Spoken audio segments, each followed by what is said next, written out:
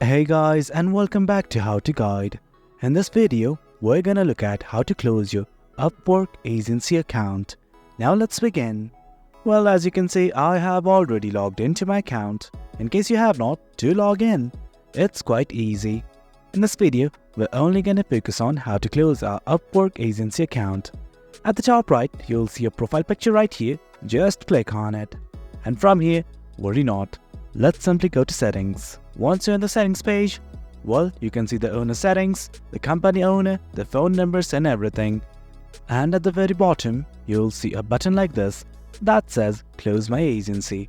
Simply click on the button right here and follow any prompts. If it prompts you to delete your account, simply hit on yes or continue, and then your Upwork agency account will be closed.